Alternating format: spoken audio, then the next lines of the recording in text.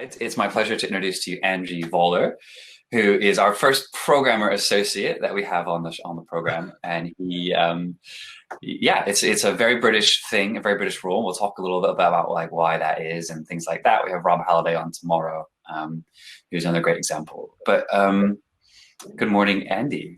Good morning. Andy's also been the programmer associate on like Mamma Mia forever, all over the world, and has created the lighting software Moving Light Assistant, which he's going to give us a demo on in the last half hour, or last hour of the morning. Andy, morning. Tell us, how did you get your start in lighting?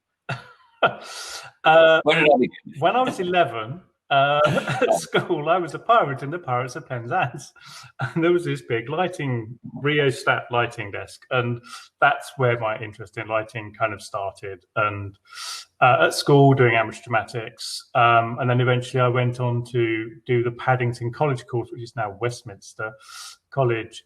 They used to do a theatre electrics course, and I did the YTS version of that.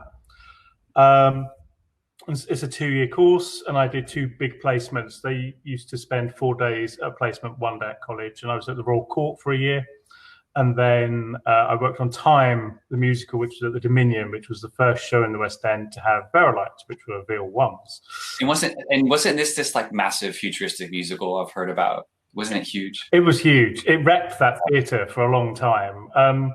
And, you know, nothing's really kind of, I think, sometimes beaten it in terms of scale, because they extended the stage into the auditorium and built a whole false auditorium within the auditorium. So all these panels could flip, and the set was kind of amazing. It was lit by Andy Bridge. It was a really stunning show. It's worth Googling if anyone wants to Google Time. It's called Time, right? Time, yeah, by Dave Clark. Yeah, it's insane. It was an amazing show to be a part on. It was a great team of people, and the technology, that's what really fascinated me. We had all the Verilights. You know, we had some of the first scrollers. We only had 4 of them. All the other color changes were semaphore, CCT semaphore color changes. And it was quite... Was this back in the day when Verilight you had to hire a Verilight programmer to come and program the Verilights? Was this? That was at that time. Yeah. So when it was all there wasn't quite as secretive. You had to have a special room to fix the Verilights at the time, but there wasn't the secrecy because there wasn't all the patent issues kind of going on at the time. Oh, you're frozen, Tim. Are you still there?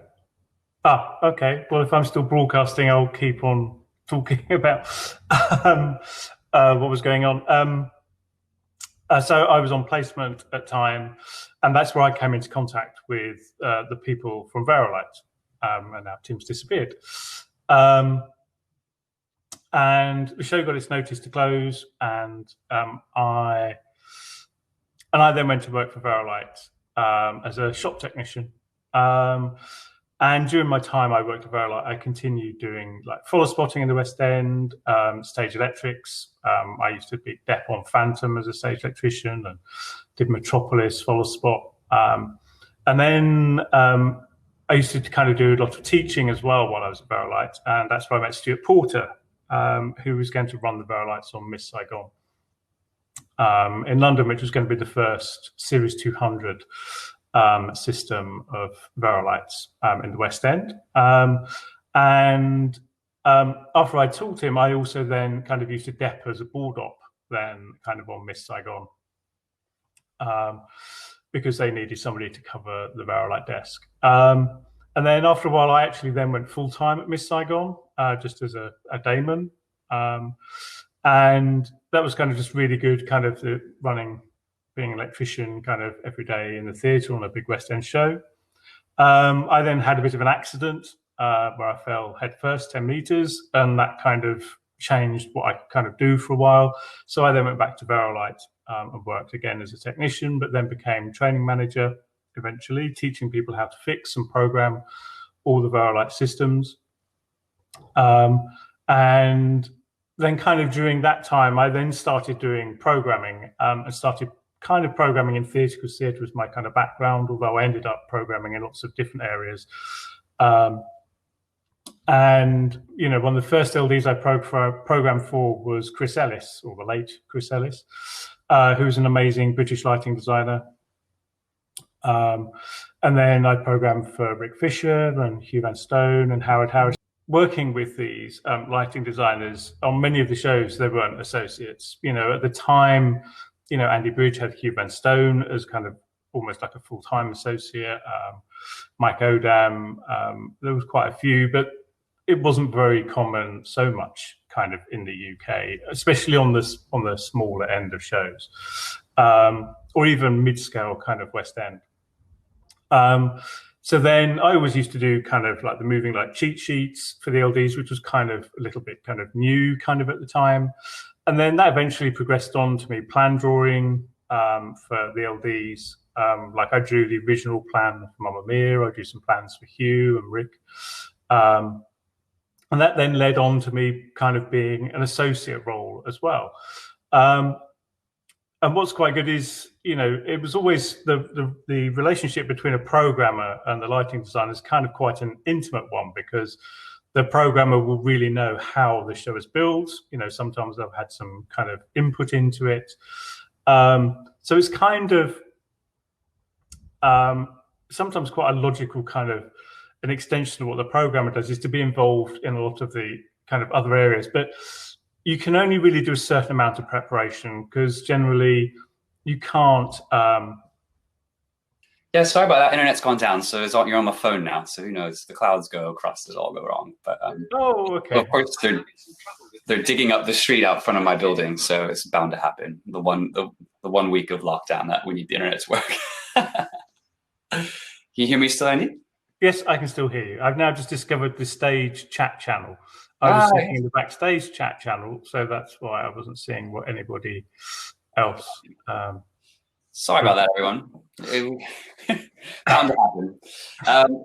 Andy, where were you? I was kind of freewheeling without a bit of direction. I basically have kind of gone how I worked for Verilight, then how I've ended up being associate or started programming for lighting designers, became programmer, associate kind of role. So I was just kind of there. So I'll just kind of finish off by saying, from what I was saying about the program associate, the only limitation is you can't kind of do everything as a program associate that just only an associate would do. So because your concentration as a programmer is to be programming the lighting console, so you can't obviously call follow spots or deal with any of that kind of stuff. Kind of doing work notes can kind of be a bit kind of tricky. So it's kind of when you're working alongside a lighting designer, and you can get involved in all preparation, plan drawing, producing a lot of the initial kind of paperwork, but then it becomes a lot to try and do all of that as well as kind of program a show.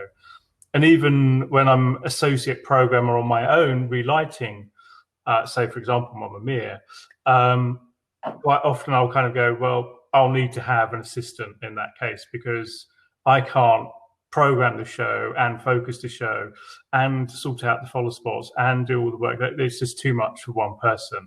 So, quite often if you're doing a program associate on your own, you'll also need an assistant to really also cover some of those associate duties. So, yeah, for sure. And why do you think it's such a British thing, this programmer associate role? Obviously, the unions have something to say about it in America. As an obvious I think it's because we didn't really, as I said, there were a few associates, like obviously Hugh Van Stone was an associate for Andy Bridge and Mike Odam. But we've never really had that as a proper role in terms of, I don't think producers over here ever really saw it. And even, assistants were a very rare thing. So I think the program was probably one of the first kind of quite close relationships that happened with the lighting designer. So it just kind of, I think, just grew from that kind of stuff that, of course, the LD would talk to the program about everything. So then the program would start kind of producing paperwork and stuff. Yeah, they're kind of like the closest source to in the fire in a way, right? Like yes. And also I think in the advent of plan drawing, well, I'm sure Rick Fisher won't hate me for saying this, but Rick was never kind of great at CAD. He always hand drew his plans, and I think that was the case of because we're talking, kind of early to mid 90s, really. So people had just started kind of getting into CAD, and a lot of programmers, I guess, are kind of maybe slightly geeky, so we're into all that kind of stuff. So it became easier for the LD to say, oh, well, can you draw that? I'll hand scribble a plan. Can you draw it up in CAD? Because the demand for CAD drawn plans was kind of getting more as people just wanted to email stuff, and the whole thing of going to a print shop and doing die lines, doing it on skins and all that was kind of disappearing. So. And so have you talked about the moving from 2 desks to 1 desk? Yeah. No. Did I miss that? No, you didn't miss that. Have you explained that there were 2 desks back for people who weren't in the industry? Well, okay. When moving lights first came in, especially when there was Verilights kind of involved, you generally didn't program the conventionals from the moving light desk. At the time, the Artisan, which was the main Verilight console kind of at the time, obviously there were further iterations, it could do conventionals, but not really very well. You could store them into queues, but it didn't give the LD all the tools they're used to looking at. The original Artisan only gave the programmer an intensity screen on a touch screen in the center of the console and timing. You didn't even have a queue list or anything like that. So the moving light console was generally always separate to the conventional console. So that and that happened in the States as well. That was always the case. And obviously as consoles kind of progressed and became a lot better, again, I think it became because of the relationship between the LD and the programmers. Certainly in the UK, when there was an opportunity to actually just go down to 1 desk, then actually the LDs, some will prefer just to communicate with their programmer and let them worry about it. And I also think, British LDs don't, and I try not to be kind of rude to anybody here, they're not kind of command line, but it's changed now, but at the time they were not kind of command line LDs. So they would just much rather talk in big generic kind of brushstrokes. When you say command line, just for everyone at home, you're talking about like speaking syntax to a program. Speaking syntax. So they weren't speaking syntax because they didn't really want to worry about how the desk was doing what it was doing. So they just want to interface with 1 programmer. And it's also a cost thing about having the cost of 2 programmers with budgets, the cost of renting 2 consoles. And it just makes the whole show, also running a show, if you're running the show with 2 consoles, that time was kind of tricky. You had to have 2 operators, like Joseph, when it first opened in London, which was early 90s, was 2 operators, 1 operating the Galaxy, 1 operating the Artisan. And the same was true Miss Saigon when it opened in 89. There was a Galaxy operator for the conventionals and a moving light operator to Artisan to run the thing. So there was obviously a cost implication to it as well. So once consoles kind of became a lot better, I guess really the Hog 2 was probably the first console that was kind of capable to run all these moving lights and could be pretty good at conventionals. And I think that's where we then started to see the merging really into 1 console. And Bridget Williams is asking, when did that shift happen? About like what time? Late 90s or? No, well, mid 90s maybe. But it was a slow shift, because I was doing shows on Hog, maybe I'm trying to think, like 96. And some of those were completely everything on 1 desk. But then, Mamma Mia, which was 99, we ran the Verilights separately because it was the Artisan control system, and the Strand had all the conventionals. And even I programmed a show in Vienna for Hugh, and we had a Hog for the moving lights and then the house console for the conventionals. But that's I think just the way that they're kind of set up in that theatre. So I would say the transition, by the time you hit the end of the 90s into 2000s, in the UK, it was rare to find 2 console programmers. And then I know in the States, they kind of held on to that still for quite a long time. And I'm guessing maybe it was only really with the advent of EOS that's where things maybe really came down. Somebody over there may have a better understanding of that, but I would have thought that EOS would have been the first console that was really capable, that LDs felt comfortable sitting in front of in terms of the information that it kind of presented. Obviously, you're very clever at all this, Andy, and a brilliant programmer, and that's why you were in demand in there. But what was the, I think you tell me the other day that you would start making magic sheets and stuff to help you, obviously, and then the designer would get all excited about that sort of stuff. When and how did that evolve into like proper plan drawing and stuff for the LD? I guess we're thinking this was probably early to mid 90s is when that kind of happened. But every show that I programmed, I would always make kind of a cheat sheet. Just basically, it was just a simple layout of the moving lights, color coded, and then pictures of the gobos and stuff. So I had that reference, because then the LD could immediately also kind of use it. But at that time, LDs were still quite often not really talking channel numbers. They would just kind of say, "Oh, can you give me a blue backlight?" or "Can you give me some crosslight in this?" So it wasn't always, I don't think, super useful to them, but at least they had an idea where the lights were and whatever. I'm trying to remember, because I used Minicad to do plan draw, or I think I was using Claris Works or something originally to do all the drawings. And then it was when I went to Minicad, which is the precursor to Vectorworks. So that was definitely, I think, mid 90s that kind of happened.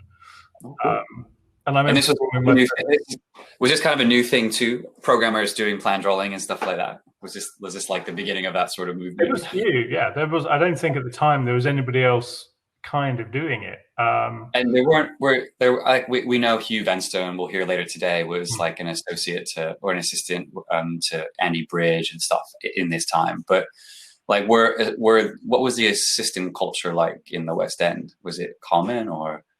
No, it wasn't common. It was only, I did some stuff for Hugh, and then Hugh took on a full-time assistant, David Holmes, right? Who then worked with Hugh. And I think because Hugh had been used to how he had worked with Andy, because Hugh had been Andy's real full-time assistant. So I think Hugh then liked having that kind of way of working as well. So, and that, I think David joined Hugh maybe around 97, I'm guessing off the top of my head. And that's where I think you started to see more kind of assistants and associates starting to, especially younger ones, because I guess, most of the others had not necessarily come through traditional university education routes. Whereas I know David Holmes had come from Guildhall. So. Yeah.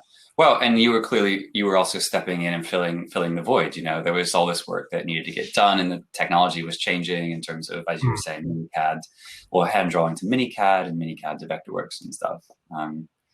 So that's exciting. It's the kind of the birth of this like programmer associate role that's becoming so common in the West End. I was definitely one of the early ones. I think Rob Halliday was probably around a similar-ish time. Because the main program in the UK, one of the main West End programs was Richard Knight, who programmed much of the stuff for Andy Bridge and did stuff also for Hugh Vanstone. But he never really ventured into being an associate programmer. He kind of wanted to go more along the line of like a Verilite designer, almost. So that's how he tried to get credited, I think. And it didn't always go very well because of the whole, is your programmer a designer? Should they be credited as a designer? Question, which was raised at the time. And it didn't end so well for Richard Knight, I think, at the time. Well, so listen, we've established you're a brilliant programmer and filling up all these like holes and doing other jobs and stuff, like plan drawing and things. So then one day you get a phone call from Howard Harrison, and saying, can you come and work on this new musical with me? It's a jukebox musical about a bunch of ABBA songs, and at the time, a jukebox musical, like as we know it today, was kind of a different idea back then. Where did it go from there? Did he ask you straight away to come on as like the programmer associate? Was that role discussed? I was asked to come on as programmer, not as an associate. Right. Because most of the stuff I'd done with Howard up to that point, I'd not been an associate for him, but I'd done plan drawing for him. So originally, when I started my I was just asked to be the programmer, but he then asked me also to draw the plan. So that's the original final plan of the Mamma Mia London at the Prince Edward. So he asked me to draw the plan, so which I did. And kind of kept it up to date. And David Holmes was brought in as the assistant who essentially initially just kind of dealt with the Voller spots, but then slowly took on most of the kind of associate kind of roles. So eventually he took on the plan drawing after we'd opened. He then basically took on the plan drawing and was then the associate for Mamma Mia London. And to kind of then balance things up, actually, it kind of came more from the general management. I was also then made an associate, which I've then since remained. So obviously, I was. And at what point in the process was that again? That was like when it came time to move the show, or? Well, after London opened, because once they then realised that they were going to be doing future productions, then that's when I made an associate, and also just going in to deal with changes that we had to do with London or EPKs, as in filming for adverts and stuff like that. So, and anything else that kind of went on, and obviously the original rig in London is kind of quite different to the rig we kind of use today on any of the Mamma Mias. We have light curtains, Veal 4s, which you would never find anywhere now, probably other than a graveyard somewhere. Veal 7s, which were a whole fixture unto themselves with a very kind of clever colour system, but when it broke, it was horribly wrong. And the Veal 6s, which still exist today, and Veal 5s, which still kind of exist today. So, do you want to take us through? One of the things that we said we talk about today is the Mamma Mia International Tour, which remind me again, that's the recent one, right? The international tour originally started in, I think it was 2004. Certainly that was the first plan that I could kind of find. And it wasn't the first tour though, because we had done, when we did initially after the London production, it then spawned obviously productions eventually. The first one was actually Toronto, which was meant to be a US tour, North America tour, because they wanted to warm up the US to the idea of Mamma Mia before hitting Broadway, rather than just going to Broadway and people going, "What's this ABBA shit?" And that was so successful, it stayed in Toronto, and then we created a whole other tour that then became a US tour, and that was kind of really still the West End show. In terms of scale and the rig, it was trying to make it a bit more tourable. It certainly wasn't what the Americans refer to as a bus and truck. It took a few days, maybe longer, to move it.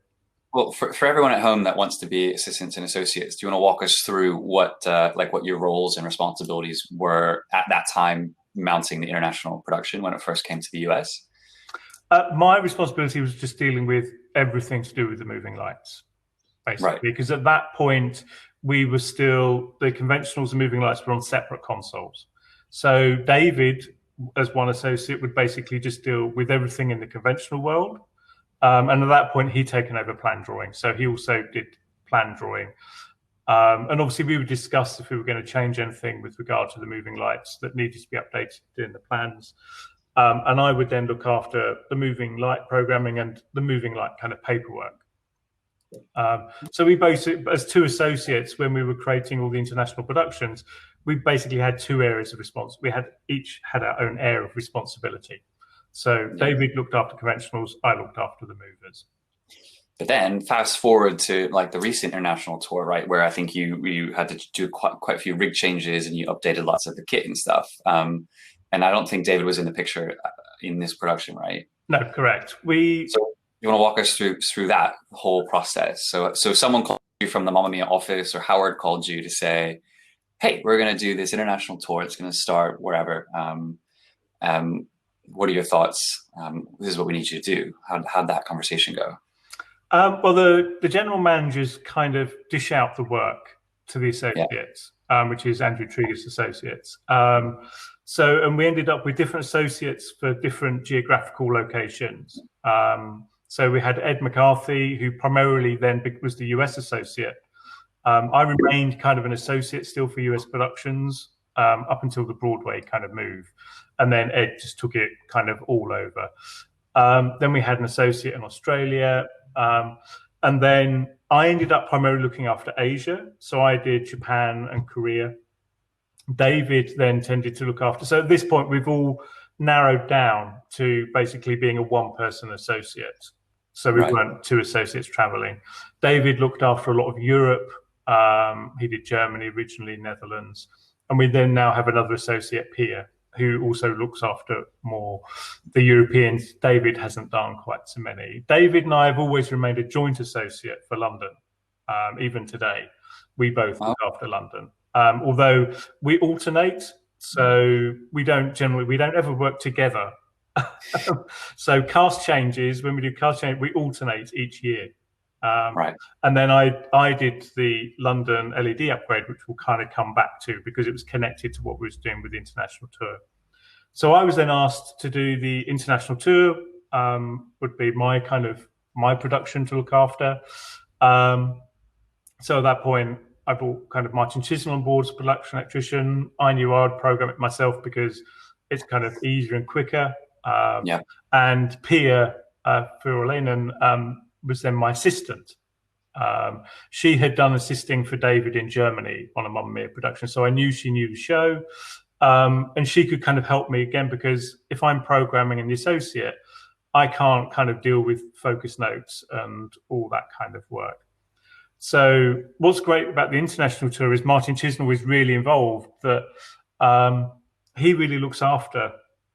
And like Martin Chisnell has taken on almost the way that we split the associate roles. Really, Martin as the production electrician, he looks after the conventional side of it, really. So he'll focus it. I don't even do the conventional focus anymore on the international tour. He knows the focus of Mamma Mia, and because he does all the moves of the tour, he knows how to adjust the rig to make it kind of work for kind of the touring. So again, obviously I kind of have made changes to the conventionals, and I decided on the conventional layout and how we were going to work it, but he's then taken that and then looks after it. It's a little like decentralized way of doing it in a way, which I'm finding really interesting hearing you talk about it. So I know one of your big things that you did on that tour was swap out a lot of kit for LEDs and upgrade it and stuff. Who suggested that happen at first? Did that come from you, or was that a Howard thing, or you just couldn't find the kit at the shop anymore? How did that conversation start? It actually came completely really from a technical point of view. Like Martin had kind of started flagging, because we used Real 2000 spots and washes are the main kind of moving light on the show. We used 3500s and Field 500s and stuff. And the producers wanted to move the show faster, so that basically they could, I think, go in on a Sunday and open on a Monday night. Whereas at the moment there was an extra day kind of in the schedule. And the biggest problem was the maintenance of the rig, because, Real 2000 spots and washes are pretty old fixtures. They came out, I think, in the early 2000s. So some of them, I guess, approaching almost 20 years old. So it was purely a technical reason that was the force that was, if you want this to move faster, we need to upgrade the rig. So that then basically started the discussion, we need to upgrade the rig. So I then started looking at what was really available. And we looked at discharge sources. We weren't completely sold on the whole LED idea. But in the end, the only way we could sell it to the producers, because, of course, replacing an entire rig that they've been running for over 10 years, or renting for over 10 years is the cost is going to go up. You know, PRG will throw out VIL 2000 spots and washes cheap as chips, really, at the time, because they have them sitting on the shelf. So we knew there was going to be an increase in cost. So that forced us down the idea of we have to do LED, because lamp replacement costs on any of these shows is huge. Do you want to just take a minute? So for people who don't know, we talked a little bit about this when we covered follow spots and how discharge lamps have a set life. But do you want to talk about what that means for a massive moving light rig on a musical like this? How often, what it costs, those sort of things people might find interesting. Well, you normally, I can't remember all the figures now. I think like the rated lamp life of like the MSR, I think it's like 750 hours. I'm trying to remember off the top of my head. And the rated lamp life, basically at the end of an arc lamp's rated lamp life, it will typically be half its original intensity. So that's a problem that's always an issue when you have discharge rigs, that, you know, slowly the whole show is kind of getting a bit darker or browner as well as the color temperature shifts. So normally you put in place, based on the lamp life of the show, the lamp lives used, you kind of go, okay, every so many weeks, I can't remember how many weeks now from on me because we don't do them anymore, but I think you'd be talking about 3 weeks. It's like 17 to 20 weeks, isn't it? You want to do a lamp change, if I'm remembering that right. Yeah, and the better part of 20 to 30 grand to replace, depending on the size of your rig. Because each one of those bubbles is about just under 300 pounds, right? So you multiply that by a rig of 60 moving lights, and that's fucking expensive. So to your general manager, you're saving them probably 2 or 3 lamp changes a year at 20, 25 grand each. Yeah. So it's worth it to make the move to LED. Yeah. So that became an easy justification to say, well, okay, although your rental cost, your monthly, weekly rental cost is going to go up, your running costs are going to go down. And also you're now getting the benefit that, you know, you will be able to move faster, hopefully, because they're brand new fixtures, reliability won't be an issue. You know, the reason we upgraded London was purely the same reason, because the reliability of the fixtures were becoming a problem. And that's in a sit down, you know, theatre. And the only time lighting appeared in the show reports was fixture such and such was in the wrong colour, didn't move, didn't fade out, didn't do this. So much of, certainly within the Mamma Mia world, the move has been really technical. Yeah, and cost saving, energy saving, all that. So once we then decided we were going to do the move, obviously, as I said, we auditioned quite a lot of fixtures, and we would try not to change the design in terms of, we want the show to look essentially the same as it does now, but just with new kit, which is, you know, quite often there are many shows and the associates have to deal with that, where, you know, you basically have to take an existing show and make it work with a different rig, but it has to still be the same show. It has to have that same essence of what it is. It will never be exactly the same, and I think that's what, you know, that's where you have to really understand the intention of the lighting design, and what it's really about, what the original idea was. So when you're then trying to recreate it, you kind of know, well, I can get away with this fixture or whatever. So I auditioned quite a few LED fixtures, and actually Howard wasn't so involved in that process. Basically, I spoke to Howard and had discussed with him, okay, we're going to do this to the international tour. Is it fine? Do you have any thoughts? So I've spoken to Howard, and basically I said that, well, when I think I've found suitable fixtures, I'll then get him involved, because, you know, Howard's also a busy lighting designer. You know, he doesn't want us, you know, to turn up at various warehouses and just look at lights pointing at a wall and decide. And it was really trying to find a light that had pretty much the same features as a 2000 Spot. You know, wash lights were pretty easy. Like finding an LED wash light, there's a lot of them on the market, and it's kind of, you know, there is slightly much of a muchness, but you can find that quite easy. But the Spot was the problem, because there were various effects that we do in Mamma Mia, and just being able to scroll color wheels and gobo wheels, because we like roll between gobos during Super Trooper, and we do various other things. So trying to find a fixture that could do all of those features. But the 2000 Spot isn't a complicated light. It has one fixed gobo wheel, one rotating gobo wheel, a color wheel. It doesn't even have or need to have CMY color mixing, although the later Verilite models did. We didn't need that feature set, but we just needed it to do it very well. So eventually we settled on for the Spot, we ended up with the PRG icon stage, which seems to be a pretty good all-round LED. It's a white light engine LED fixture, and then we settled on the GLP Impression X4L.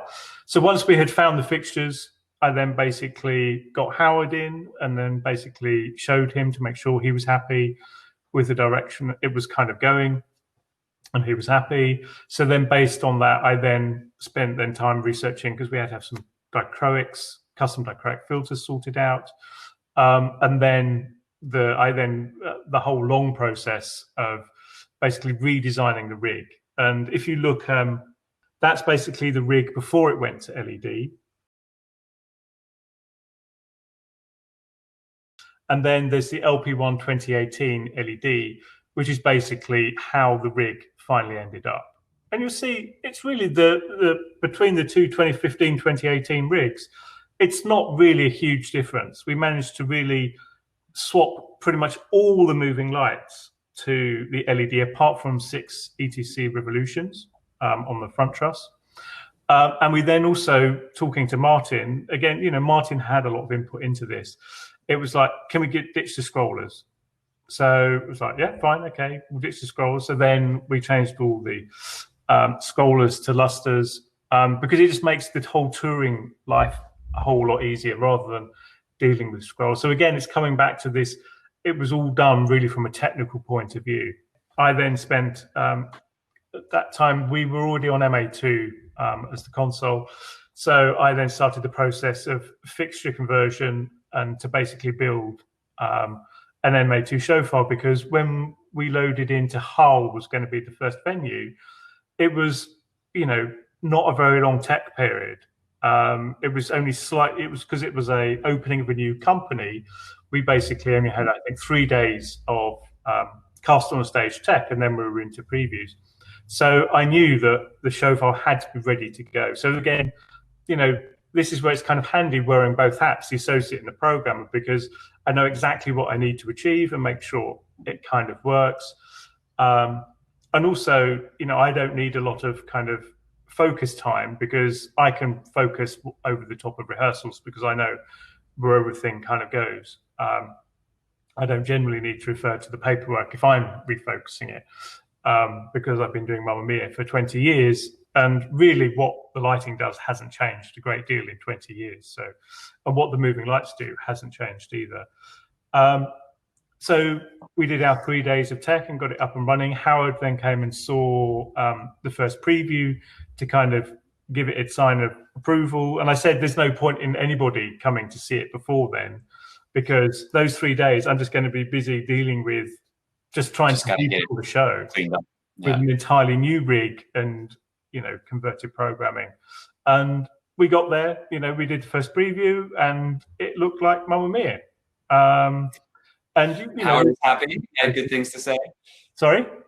Howard was happy. He had good things to say. Yeah, no, he was really happy. He said, "Oh, can we do green dots on the front cloth or something?" He would have something, but there was no major notes. There were just little things that he would notice. And yeah, fine, okay. And then the next day, he popped in while I was kind of doing notes and said a few things, and then that was kind of it. So that's kind of being an associate where you're kind of very much left and trusted to reproduce a show, completely re-engineer and redesign an entirely new rig.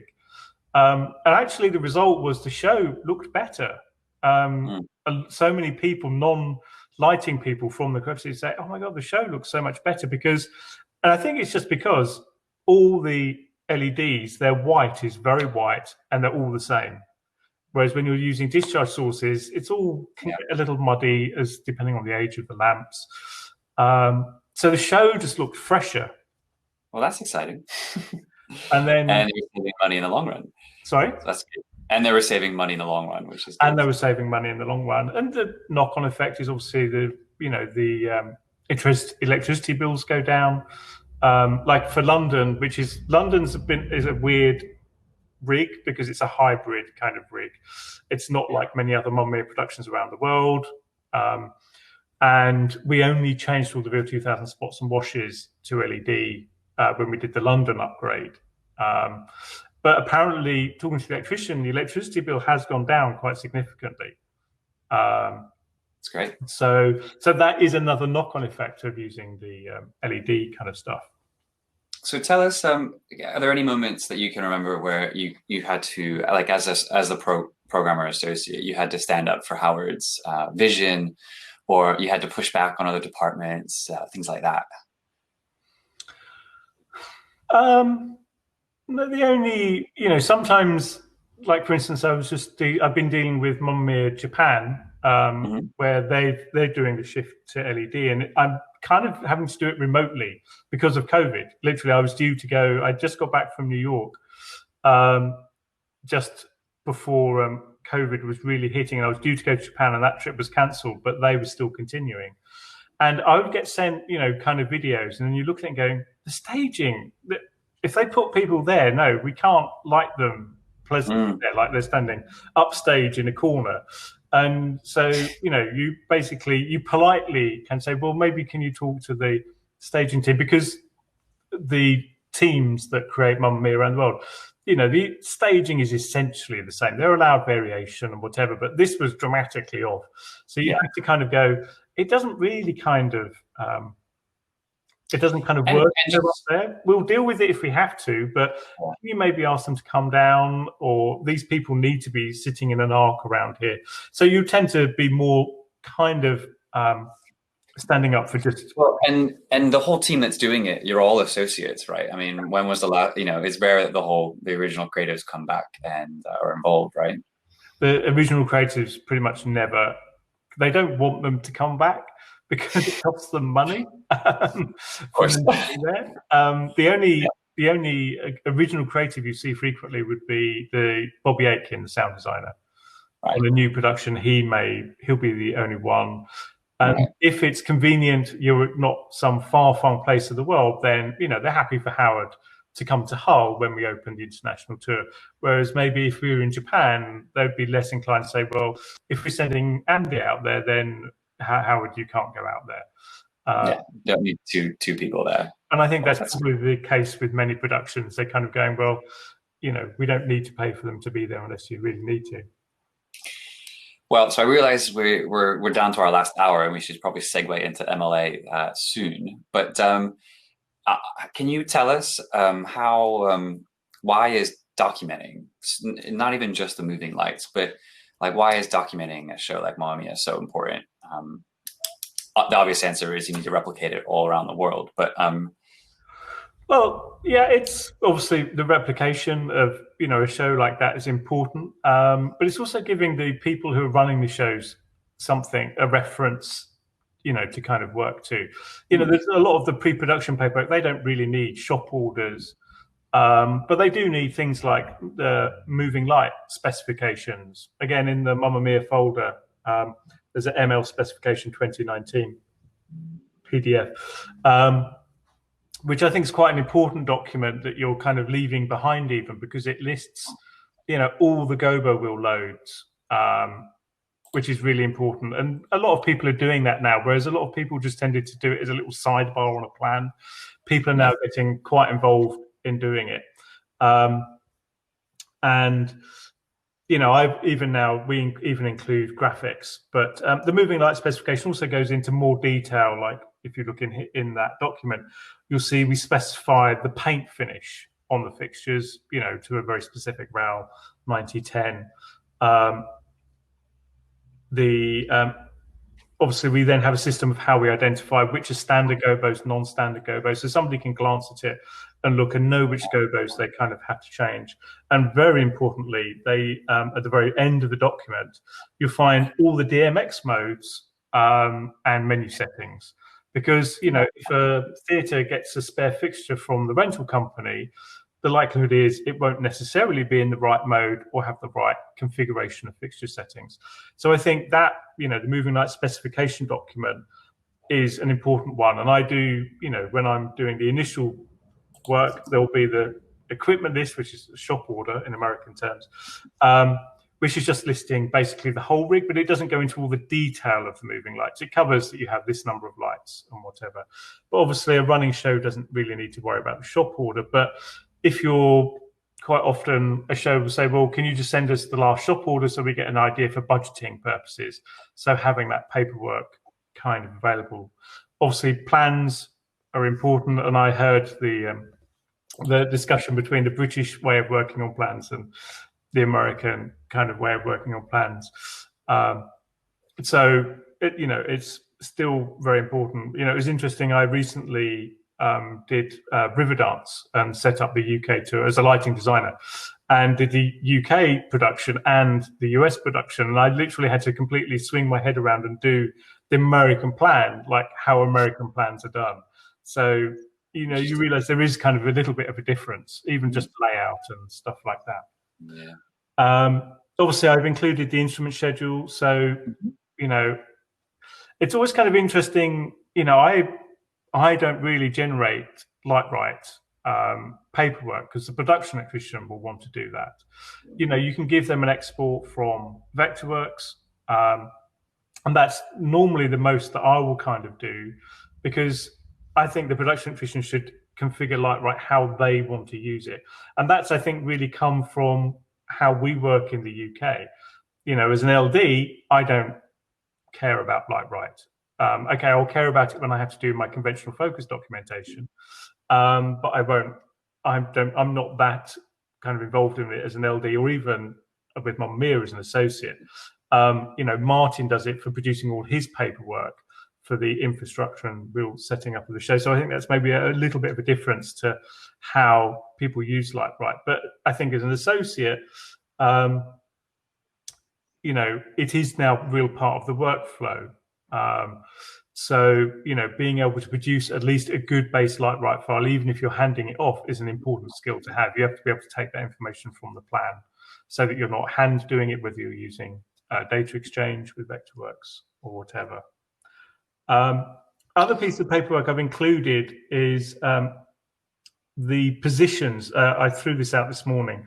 There's in the Mamma Mia International Tour is documenting all the heights of your LX trims, and having that always to hand, again, even during the production process, because the number of times, like the flyman has flown in bars to do something, and then you're kind of going, I don't think that bar's on the right dead because I can see the front lenses or something. Being able to always go back and kind of go, okay, no, this needs to be at 9 meters. And also if you have multiple trims, which for Mamma Mia, we have 2 alternate trims for the finale where 2 trusses fly in. So that's also kind of documented.